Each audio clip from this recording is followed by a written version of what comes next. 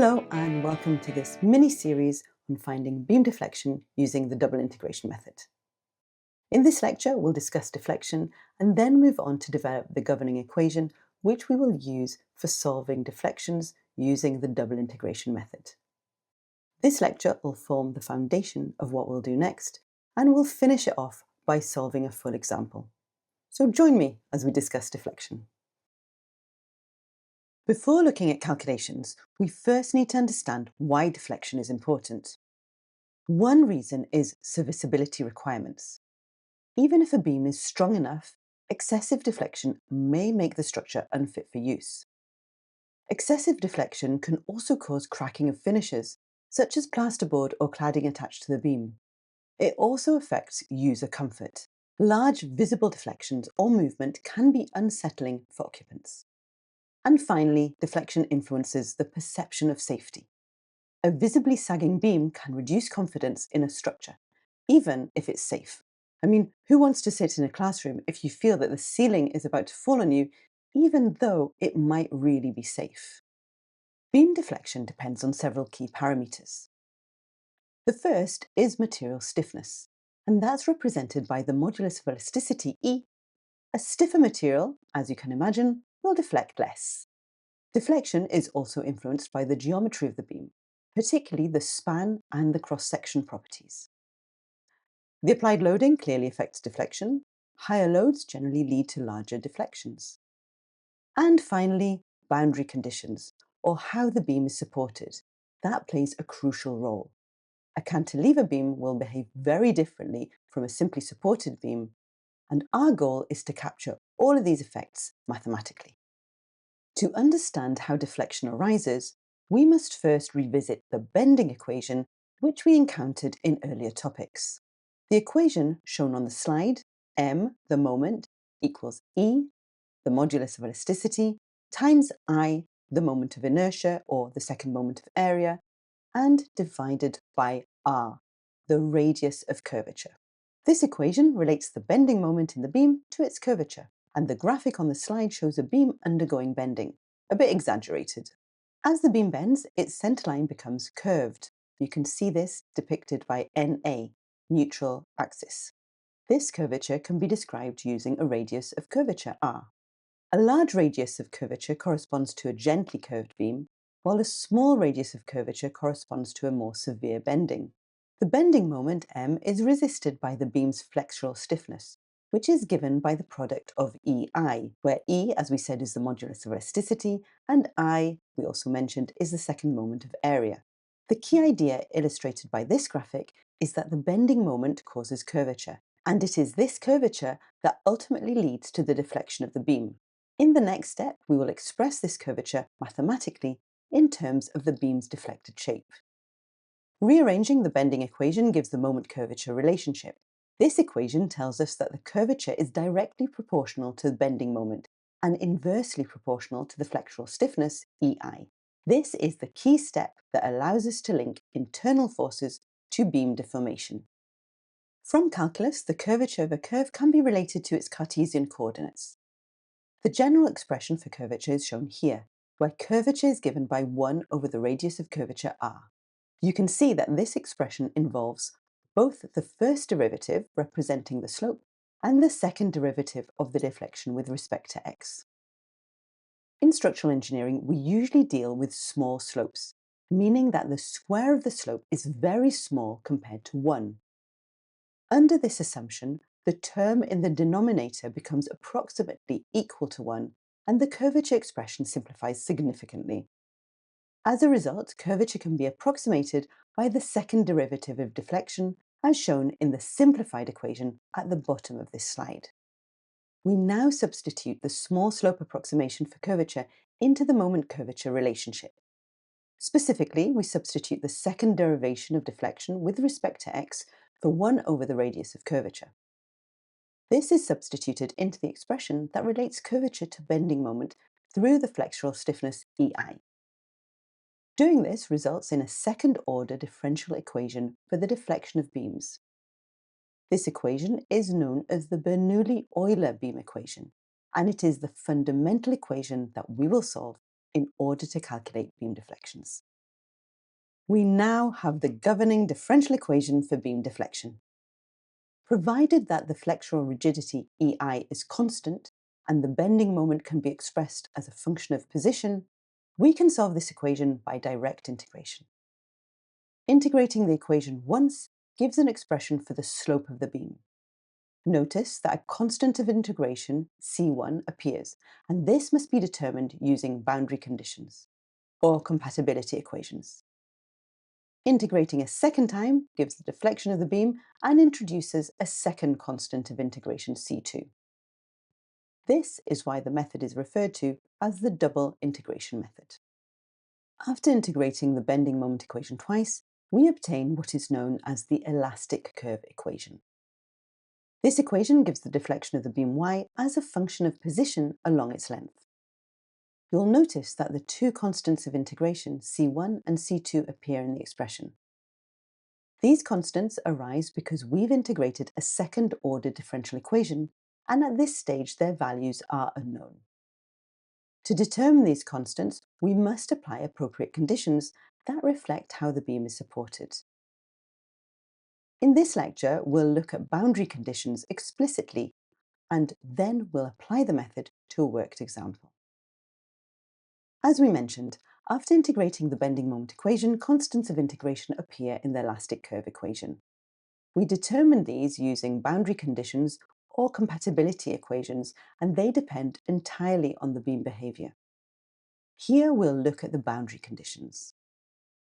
At a pin or roller support, the beam cannot move vertically, so the deflection is 0, and this gives a boundary condition of y equals 0. At a fixed support, the beam cannot move or rotate.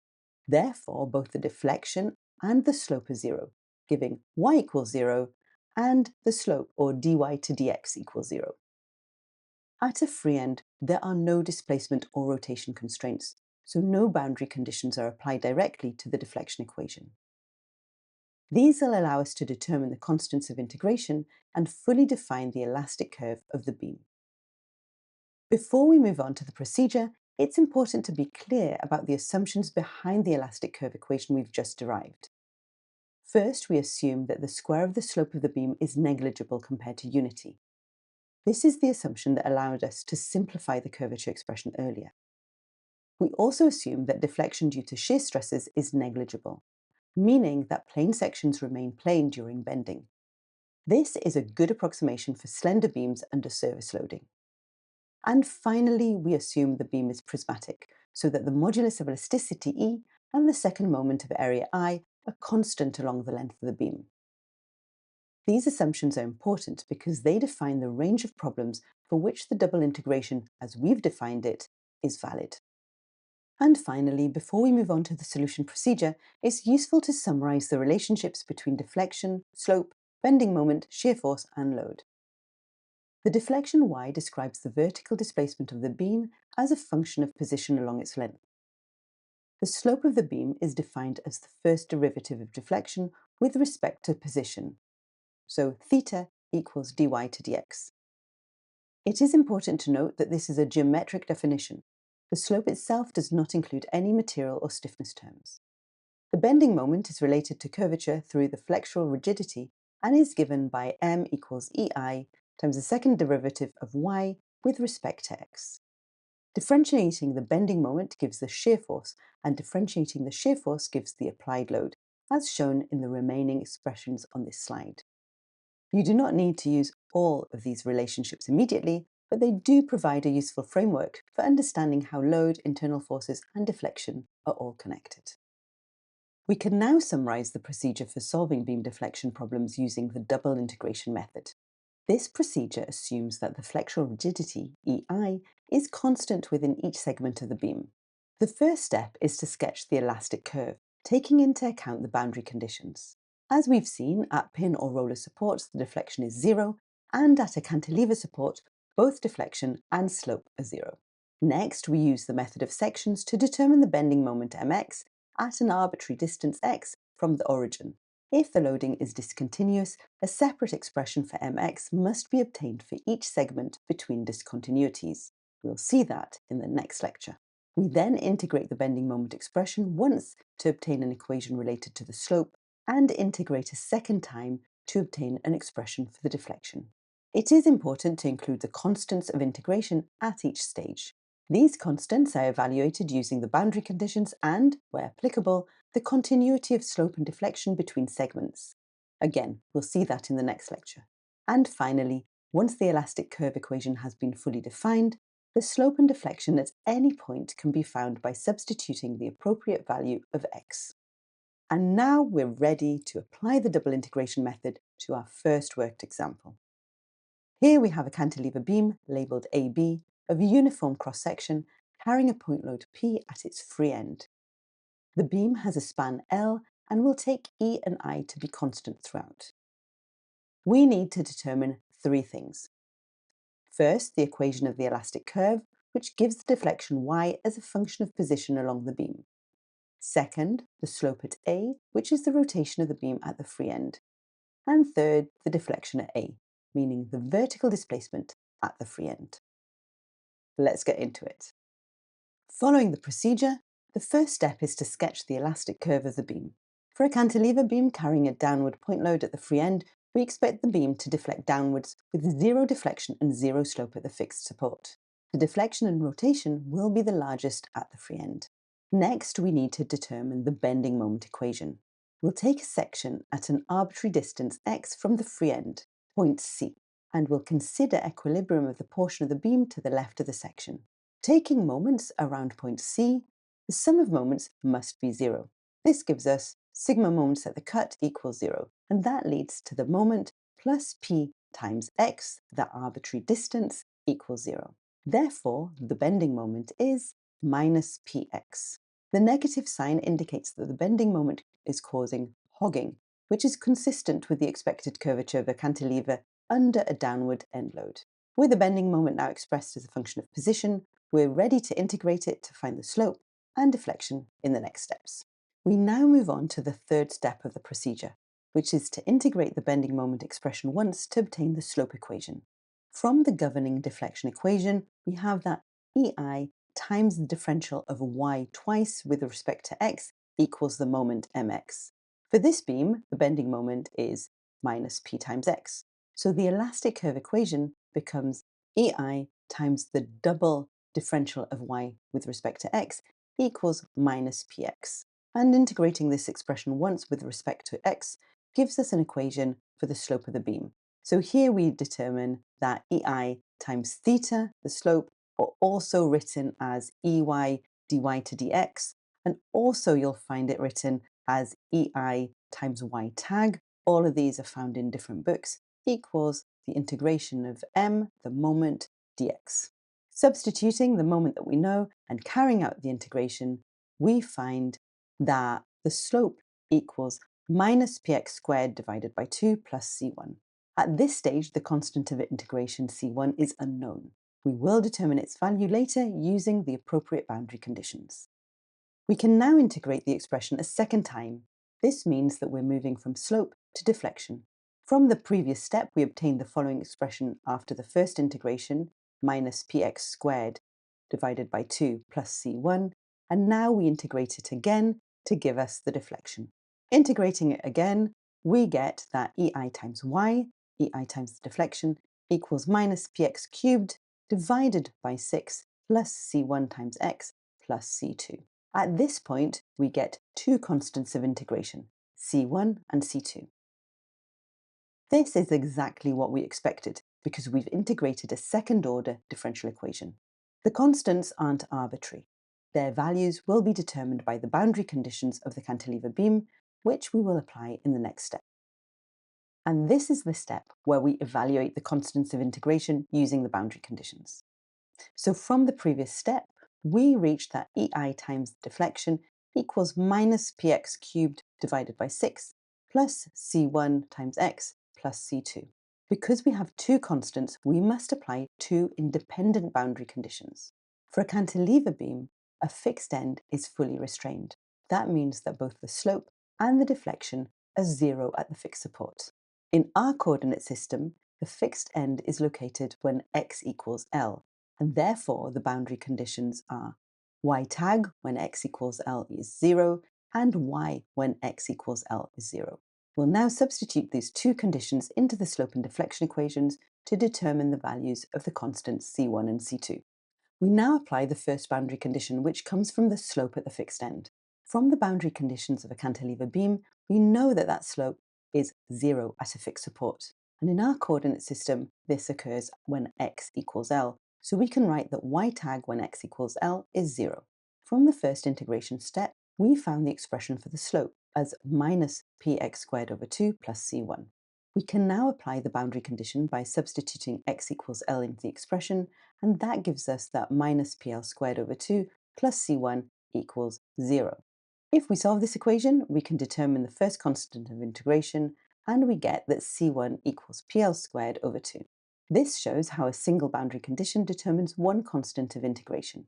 We'll now apply the second boundary condition to determine the remaining constant. This boundary condition relates to the deflection at the fixed end. And for a cantilever beam, we know that the deflection at the fixed support is 0. Since the end is again located at x equals L, we can write that y when x equals L equals 0. From the second integration step, we know that the elastic curve equation is EI times y and is minus px cubed over 6 plus c1 times x plus c2. We know what c1 is, so we can introduce that before we apply the boundary conditions, and we have minus px cubed over 6 plus pl squared over 2 times x plus c2. We can now substitute x equals L and find the elastic curve at location L. We know that that equals 0, and we have one constant remaining in the equation, c2, so we can easily solve c2 and find out that c2 is minus pl cubed over 3.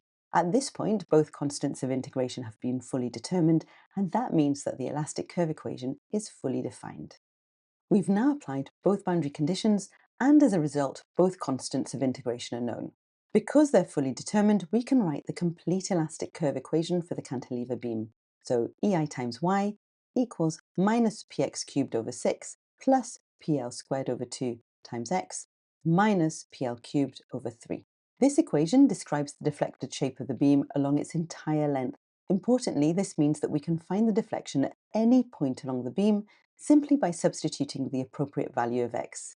We can also write the corresponding slope equation. So EI times theta, or EI times y tag, equals minus px squared over 2 plus pl squared over 2.